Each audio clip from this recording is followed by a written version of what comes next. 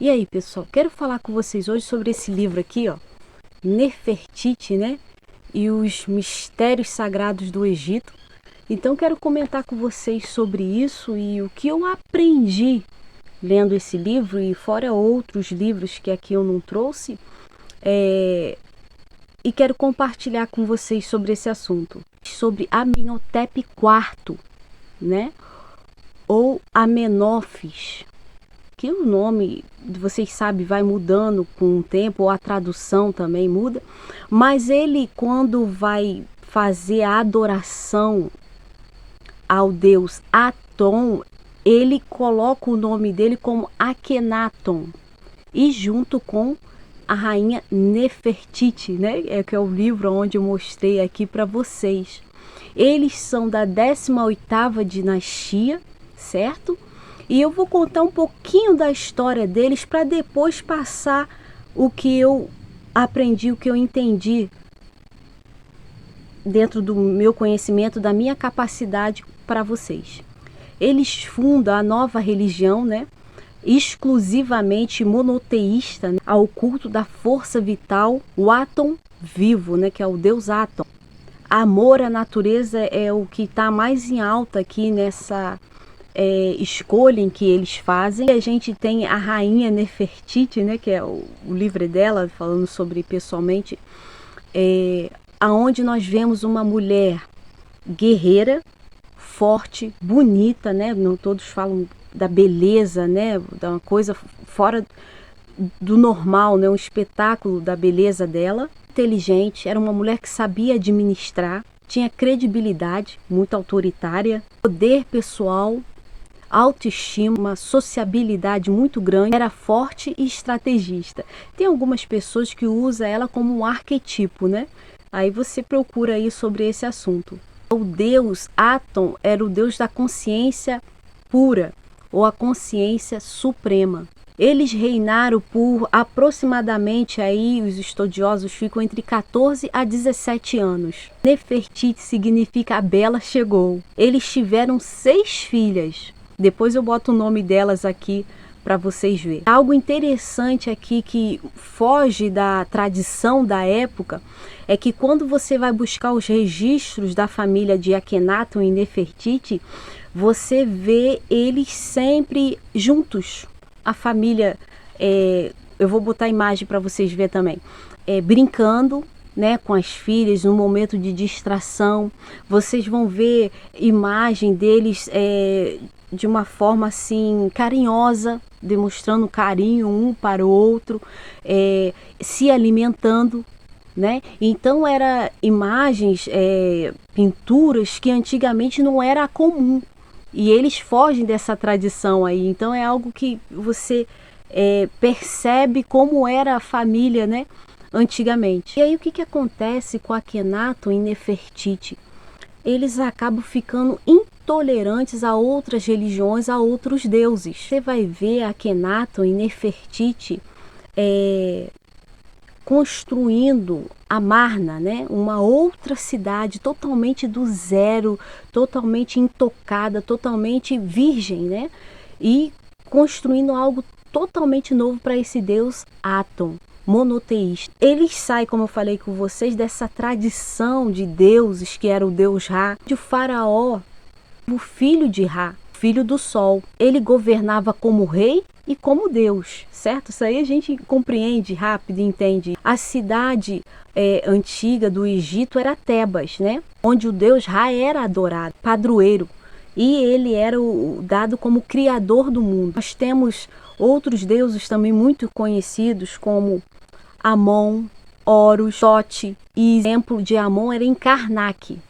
Osíris, né? Que a gente pode trazer aqui um dia algum estudo sobre ela, né? Osíris, Ísis e Horus, que é muito interessante. Da morte, da ressurreição, além túmulo, né? Aquele ciclo da vida, entre a vida e a morte. Nós temos Ísis, a deusa, né, da magia, a área da maternidade, da fertilidade, da proteção. Era esposa de Osíris e mãe de Horus. Anubis, deus dos mortos, da mumificação, do embalsamento, que nessa questão dessa tradição, os egípcios eram muito bons. Você veja que tinha múmias que foram descobertas agora em nosso tempo, que estavam totalmente assim, conservadas para estudo, né? Então, eles tinham um conhecimento muito grande sobre embalsar e mumificar um cadáver. Horus era o deus dos céus, dos faraós, da proteção. Sete era o deus do caos, violência, da escuridão, da guerra. Amon era o deus Ar, criador do mundo, que era deus Ra. Poder do ar com a força do sol, protetor dos faraós, como eu já disse antes para vocês. O casal funda essa cidade, Akhenaton, né? Junto com Nefertiti, Amarna, era para trazer uma evolução espiritual. Então, quando eles criam Amarna, eles vêm com um governo novo, eles reinventam tudo aquilo que já existia de ciência entre eles. Amarna é construída do zero, como eu falei com vocês, com totalmente uma arquitetura fora do comum, e aonde os estudiosos hoje compreendem como era a arquitetura de antigamente, porque ela foi fundada do zero. Uma cidade totalmente intocada. Nova capital, uma nova administração para um novo Deus. E aí, dando continuidade nessa história de Akhenaton e Nefertiti, tem uma parte assim que é poligamia, mas dá a entender que Akhenaton, ele fica exclusivo para Nefertiti, mas por ela não dar filhos homens, ele acaba se relacionando com uma outra esposa, que era comum na época, né? O faraó ter mais de uma esposa, era um harém de mulheres. E aí ele tem aqui uma relação onde vem 2 filhos homens, que é Semencaré, veja que a tradução cada um tem uma forma de falar, Tutankhamon, que é muito conhecido pra gente, que o túmulo dele foi descoberto na nossa época ainda, ou Tutankhaton. Como se dá a queda do Antigo Egito? Quando Nefertiti e Akhenaton se afasta, né, do Egito, da capital principal, fazem uma nova capital, e ele negligencia totalmente a administração que era necessária. Então a rainha Ti, que era sua mãe, pede para que ele volte a reinar, porque o império, né, o Antigo Egito começa a cair em decadência, começa a desbaratar totalmente.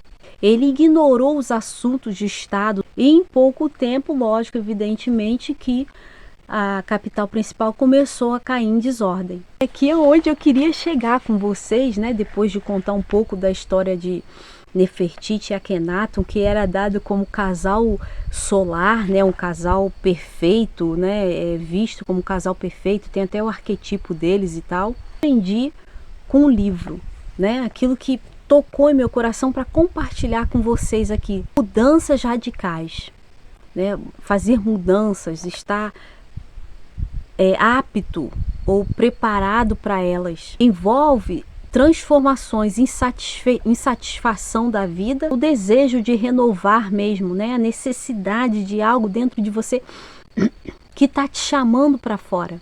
Mas certo é que todos nós passamos por mudanças, sejam elas voluntárias ou involuntárias, né? A gente aceitando ou não, nós passamos por elas. E é algo que eu quero compartilhar com vocês, que é uma frase do mestre Rick Chester, né?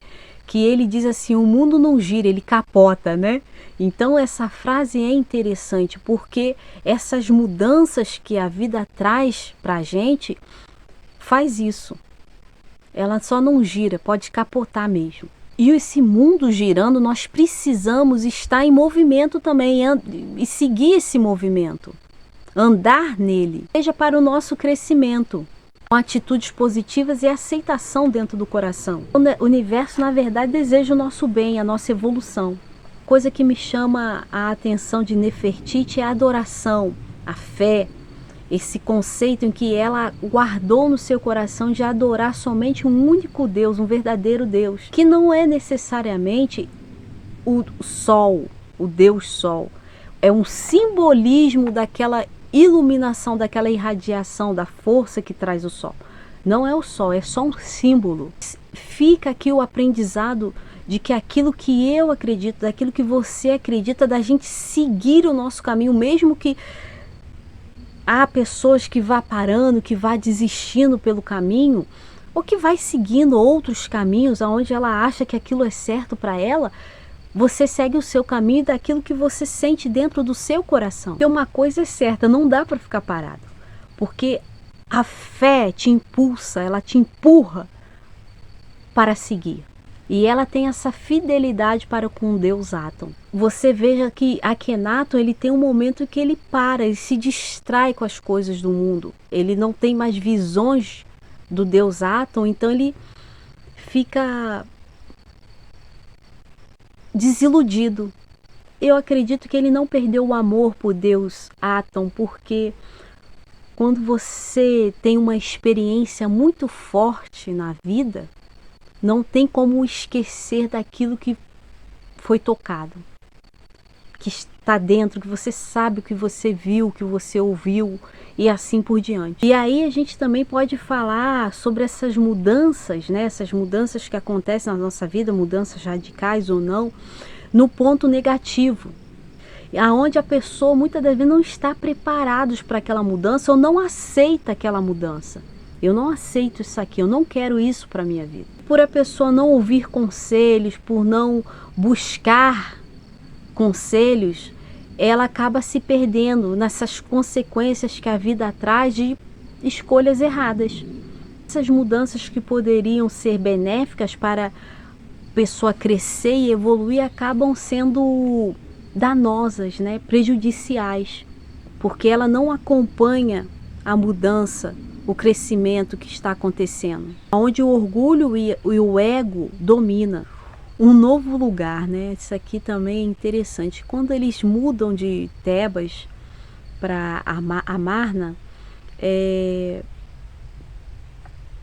a possibilidade de um começo, né? Vamos botar assim, uma nova história, pessoas novas, olhar o horizonte, você conseguir ver além daquilo que está à sua frente, você conseguir ver o seu futuro muito melhor a cada dia mais. Então, quando eu me encontro comigo mesmo, eu consigo ver coisas que estão lá na frente, porque eu aceito elas na minha vida, seja até num ponto às vezes negativo, seja às vezes até uma lição dolorosa, mas você aprende aquela lição, você cresce, você evolui com ela de alguma forma aqui dentro de você. E enfrentar grandes desafios, né? Você, se tiver a possibilidade de planejar, ter confiança em si mesma, obstáculos que a vida lhe impõe, você descobre uma força que às vezes nem sabia que tinha. Você pensa, você fica mais silencioso, mais silenciosa. Você passa a não ter medo. Eu acho isso fenomenal. E eu acho que o maior crescimento na vida de um ser humano, eu já falei isso em outros vídeos, é quando você perde o medo da morte. Quando você aprende a perder o medo, aprende. Você veja que é uma evolução. Não é da noite para o dia. Mas quando você encara a vida de frente e você perde o medo da morte, quando as pessoas vêm lhe enfrentar, você consegue ter uma postura. Você evita aquilo ali de todas as formas. Mas se aquilo se apresenta até você, você encara. Porque você já não tem medo. Você não permite que o medo te domine mais. Enfrentando grandes desafios, você pede ajuda, porque você é humilde. Você aprende no decorrer da vida a ser humilde. Você aprende no decorrer da vida a ouvir conselhos, a receber conselhos.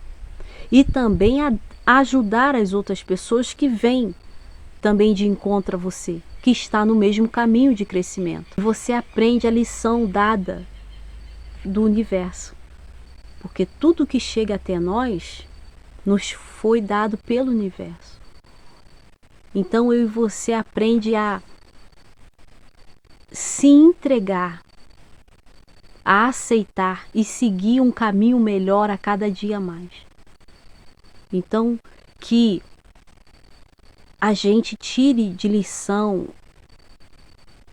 Claro que tem muito mais do que eu falei, muita coisa. Meu Deus, se for falar de tudo, a gente pode abranger áreas da vida aqui, que do lado espiritual para o lado material. Mas eu peguei só alguns pontos para o vídeo não ficar muito grande, mas que a gente precisa no nosso dia a dia ter para a gente se tornar um ser humano melhor.